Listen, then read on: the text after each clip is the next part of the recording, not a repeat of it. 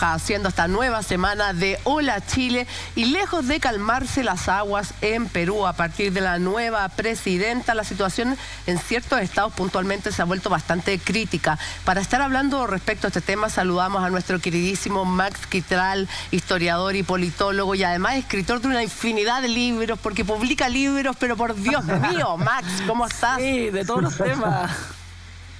Hola, querida Juli, querido Claudio, qué gusto verlo, escucharlo y saber de ustedes y verlos tan, pero tan bien. Siempre tan jóvenes, ¿ah? Tan jóvenes. Oye, sí. Perdón, tengo una duda. ¿Esa biblioteca atrás tuya es tuya? La escribió él. Sí, no. Son todos libros escritos por él. ¿La biblioteca atrás es tuya? Porque está buenísima. No, sí, no, estoy en un archivo. Toma, ¿viste? ¿Viste? Está investigando para su nuevo libro. Estoy en un archivo, así que... Ah, bueno. Oye, exacto, muy bien, Juli, pero no adelantemos nada. No adelantemos nada, no. Pausa. Estamos preocupados por lo que está pasando en Perú puntualmente. Les contábamos la semana pasada todo lo que significó este autogolpe, al expresidente Castillo detenido en un operativo tremendamente llamativo, cómo no lo apoyó ni las fuerzas nacionales ni la Policía Nacional, tampoco lo apoyaron el Tribunal Constitucional. O sea, más solo, el dicho fin de semana fue más solo que Pedro Castillo, absolutamente. Ahora, la situación con la nueva presidenta, primera mujer en asumir precisamente este rol, se suponía que iba a empezar a bajar un poco las aguas, presentó a los ministros, pero hay en ciertos sectores del Perú, específicamente en ciertos estados, donde lejos de calmarse la situación se ha vuelto tremendamente crítica. Hay incluso un estado en donde se tomaron el aeropuerto, trataron de quemarlo y tomaron de rehenes a los policías. ¿Qué es lo que está pasando? Mira, querida Juli, que bueno el relato de los hechos que tú estás entregando. Es importante que la gente entienda que la situación en el Perú no está lejos de solucionarse rápidamente. Pero no es solo lo que está ocurriendo a partir del presidente Castillo, sino que ya esto lleva muchos años con inestabilidad política, con presidentes enjuiciados, encarcelados, con una red de corrupción profunda en el Perú que ha impactado directamente en la sociedad y, por cierto, en el sistema político. Y eso ha generado una inestabilidad democrática que tiene al país vecino en una estructura política compleja y que debe resolver al mediano plazo, sobre todo porque la opinión pública y sobre todo la sociedad civil requiere de certezas y de estabilidad para pensar en un futuro mucho más promisorio. No, y además la ciudadanía, porque, o sea, por una parte no confía en el Congreso, que es algo similar a lo que se da acá lamentablemente también. Por otra parte, quieren que se adelanten las elecciones, pero llegar a tratar de quemar la pista de aterrizaje y despegue de un aeropuerto de esa localidad, puntualmente de Andahuaylas, y tomar como rehén a los policías para que se convoquen a elecciones ahora ya. Estamos hablando de casos que son bastante extremos. Sí, evidentemente que eso es una forma de resistencia, de molestia, de protesta que usualmente uno no lo ve con lo cotidiano. Pero si tú te vas al caso puntual del Perú, nos hemos encontrado con situaciones mucho más graves de la que relata hace un par de años atrás. Recuerda estas casi un estallido social muy parecido al nuestro, con que se rodeó el Congreso, bastantes fallecidos que terminaron finalmente por la salida de Vizcarra. Entonces, son situaciones complejas. Yo creo que hay un clima, un termómetro político muy delicado en el Perú y que las distintas fuerzas políticas no han sido capaces de resolver rápidamente y darle tranquilidad y una conducción coherente a un país hermano que además cuenta con una población en nuestro país bien importante. Entonces, claro, las noticias que llegan del otro lado no son noticias que dejen tranquilo a la comunidad, pero evidentemente que lo que uno debe solicitar es que el sistema político reaccione y logre de una vez por todas dotar de estabilidad a un país que lo necesita con total urgencia. Max, respecto a donde ocurren estos hechos, esta localidad, en esta zona de Perú, ¿es una zona de la cual provenía el presidente Castillo? ¿Es una de esas zonas fieles del presidente Castillo? ¿Es una zona de alta población indígena? Todo en pregunta por si acaso, no tengo idea, por eso lo estoy preguntando. Y porque ¿por qué la presidenta Dina Boluarte no ha podido tener el control de esta zona concretamente? ¿Qué es lo que está pasando al lado? No, es interesante lo que tú planteas, Claudio, porque recordemos que los sectores que apoyan al presidente Castillo son justamente los sectores populares que leyeron, que interpretaron su discurso como un sentido de esperanza. Las elecciones que pasaron, las elecciones presidenciales fueron muy ajustadas. Y uno podría, a partir de esos resultados, de alguna manera prever que podría darse una situación de inestabilidad política, que no es nuevo en el Perú, insisto, esto viene ocurriendo hace mucho rato. Pero claramente los sectores que apoyaron al presidente Castillo se están sintiendo de alguna forma asados y que su opinión no está siendo reconocida. Y por eso vemos en la actualidad manifestaciones bastante violentas que buscan de alguna forma no solo que el presidente vuelva a ocupar su lugar, sino que haya una salida democrática, institucional a la crisis política de credibilidad hoy existente en el Perú. Agreguemos los indicadores de corrupción, Claudio, que también a mí me parece que son muy importantes y que también explican lo que estamos viendo por estos días. Lo que pasa es que yo la otra vez también escuchaba por ahí a unos periodistas peruanos que señalaban que la presidenta Dina Boluarte, antiguamente vicepresidenta, también estaba siendo investigada por actos de corrupción. O sea que dentro de toda esta trama de corrupción que había dentro del gobierno, también ella tenía cierto grado de participación. Entonces, aquellas personas que tampoco están de acuerdo con que hubiese seguido gobernando Pedro Castillo, eventualmente tampoco están de acuerdo que siga gobernando Dina Boluarte porque lo entienden como una continuidad de eventualmente toda esta trama de delincuencia que ya había dentro del gobierno. ¿Hay algo de eso? Es que está todo dividido porque hay otras partes que dicen que el Congreso destituyó al expresidente Castillo, cuando el Congreso es el corrupto, entonces entonces al final hay facción para todo. Es que, exacto, y ese es el problema, cómo pones de acuerdo tantas fracciones. No, y además es que el tema de la corrupción, Juli y Claudio, no es un tema irrelevante en lo que estamos analizando en el país vecino. Justamente, gran parte de la crisis, no toda, pero gran parte de la crisis que está viviendo el Perú se traduce en escándalos de corrupción. Recuerden que hemos tenido presidentes no solo investigados, sino que detenidos, al punto que el presidente Toledo escapó del Perú a partir de las investigaciones de corrupción. Entonces, lamentablemente, el sistema de partidos no ha estado a la altura de las circunstancias. Hay muchos intereses, hay muchas ganas de continuar con un sistema tremendamente erosionado, y corrupto, porque hay que decirlo derechamente, es un sistema corrupto, y que no ha estado con la iniciativa de poder darle estabilidad al Perú, porque están todos finalmente comprometidos con estas redes de corrupción. Recuerden que el presidente Castillo también está en un proceso de investigación, entonces le costó mucho dotar de estabilidad a su presidencia. Sus ministros, cada cual tenía algún problema también vinculado a corrupción, entonces aparentemente todo lo que indica es que el sistema político peruano está todo corrupto, y eso tiene que solucionarse por una vía institucional, democrática, insisto, para que la población peruana no sufra con todo lo que está ocurriendo finalmente en este país. La solución política democrática, nuevas elecciones. ¿Cuál es el problema que tienes? Absolutamente. ¿Cuál es el problema que tienes? Partidos políticos que tienen los mismos elementos de corrupción incrustados. O sea, la posibilidad dentro del abanico político muy poco. Independientes, que es lo que le ocurrió con Pedro Castillo, que prometió cero mar y tierra, independencia absoluta, y de nuevo terminamos con el tema de corrupción. ¿Qué hace el elector peruano? ¿Qué hace ese votante para decir cómo paramos esto? ¿De dónde? ¿De dónde va a salir una salida institucional real? Que mantenga un orden institucional político que pueda durar en el tiempo, que no dure un par de años y se vaya y termine de esta manera. Sí, y en algunos casos un par de meses, querido Claudio. Entonces, es una muy buena pregunta, pero también es muy difícil de poder tener una respuesta en concreto. Más allá de lo que yo pueda pensar en el sentido de que evidentemente los partidos políticos tienen que buscar una solución. Pero como hay tanto interés cruzado, naturalmente que van a buscar cualquier tipo de obstáculo para darle una salida institucional al Perú. ¿Y qué espera los partidos? Que la sociedad civil se quede en su casa tranquilamente mirando por la televisión el espectáculo que se está construyendo en el Congreso. Eso no va a ocurrir.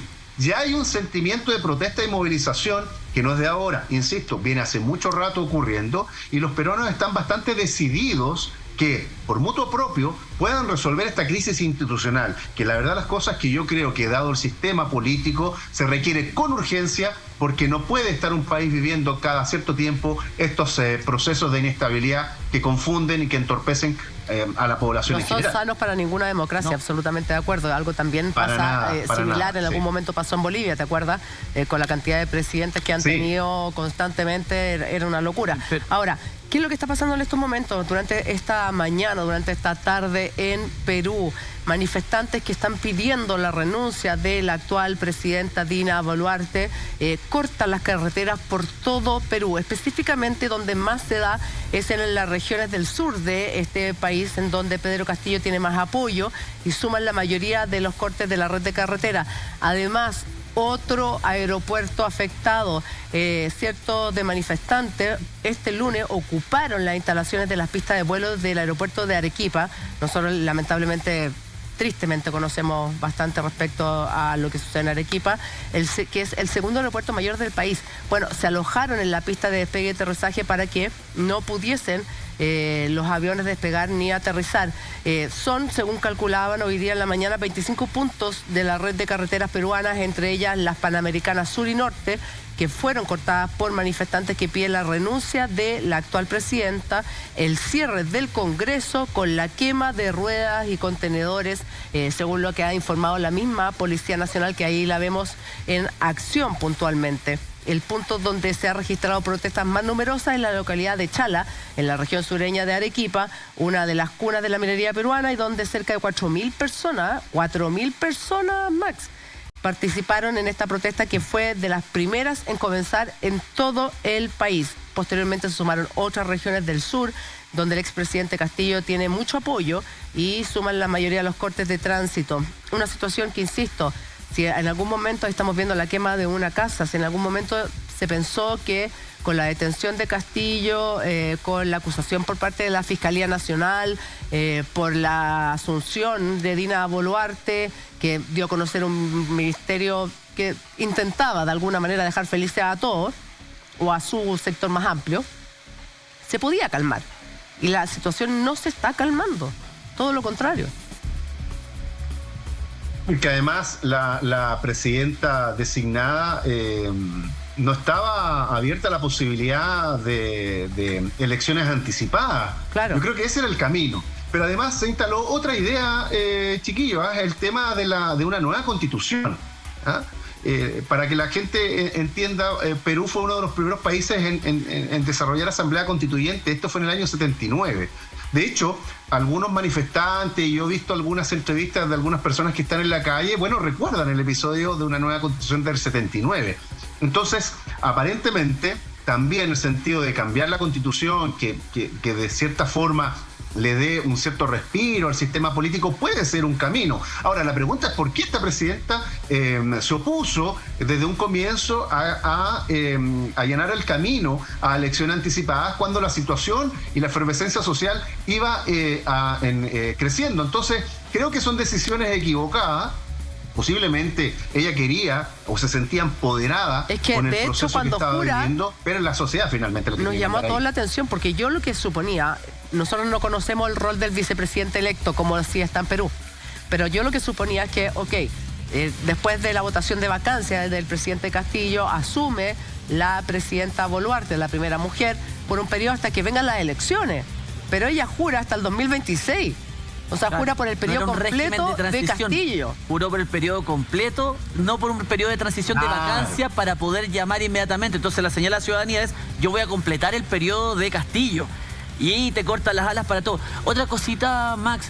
la Constitución del Perú es del año 1993 y el proceso constitucional peruano, si mal no recuerdo, tiene que haber sido también esto que impulsó Fujimori en su época.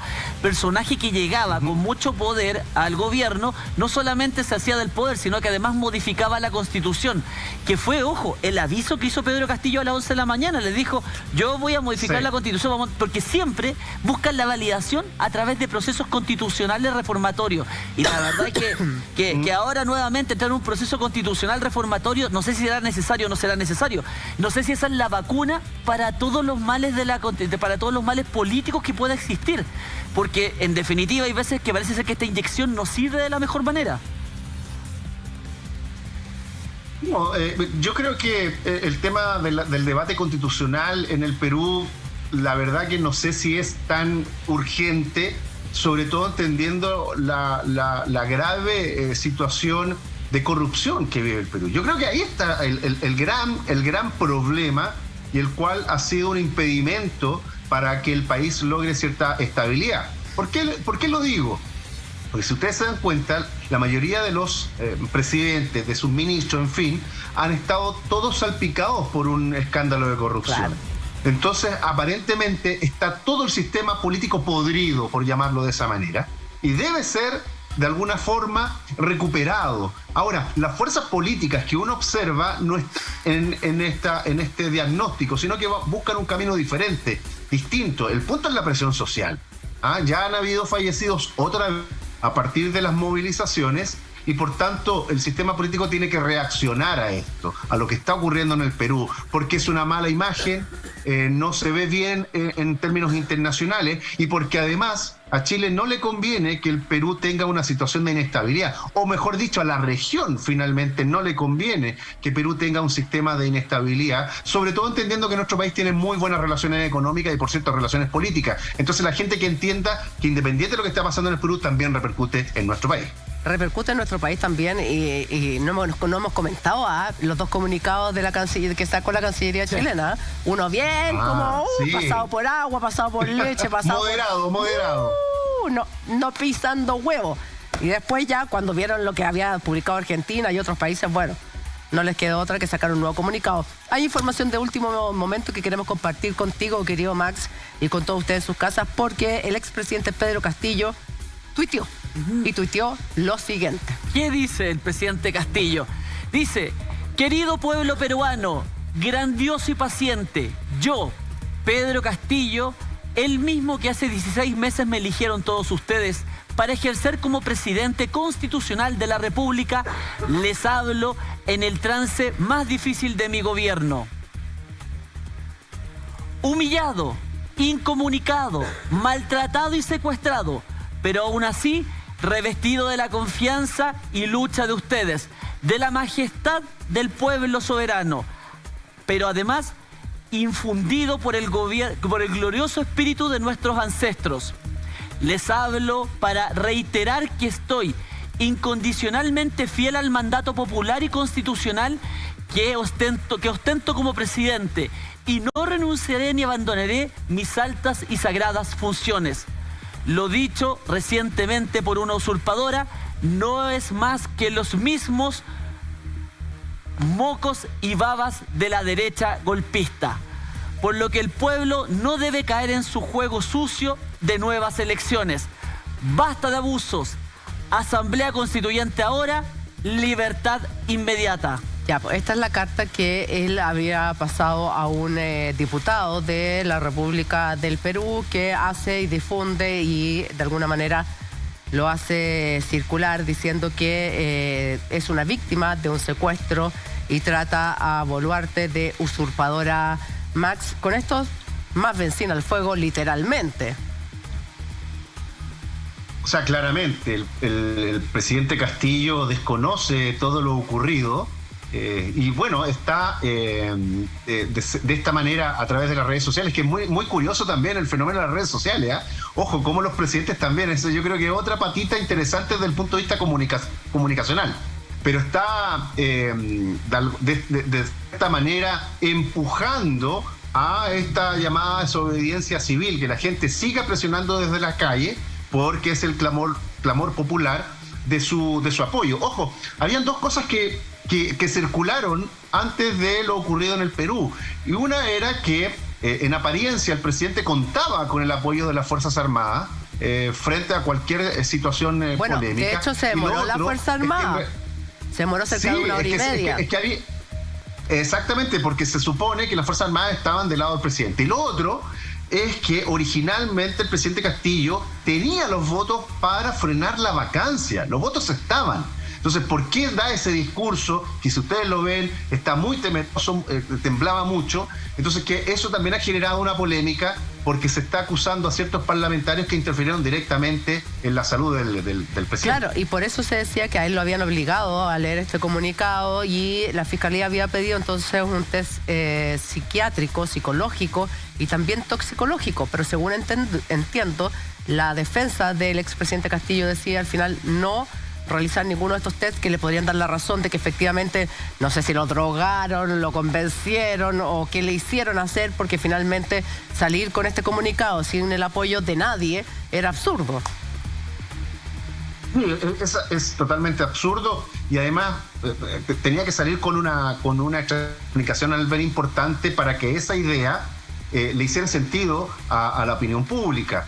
Pero a partir de los tweets que hace el presidente, queda la idea de que esto no se va a solucionar al mediano plazo y que las fuerzas políticas están obligadas a encontrar una salida política correcta para que la crisis que está viviendo el Perú, que es una crisis de varios años, logre de una vez por todas la estabilidad tan necesaria para este país hermano. Humillado, maltratado y secuestrado son parte de las descripciones que hace el expresidente del Perú, diciendo que él no va a renunciar a lo que el pueblo finalmente le comandó hace 16 meses, y lo hace en una carta escrita a puño y letra y firmada por él. Esta carta se la pasa a un diputado que, tengo entendido, lo fue a visitar. Ahí estamos viendo la parte de la carta.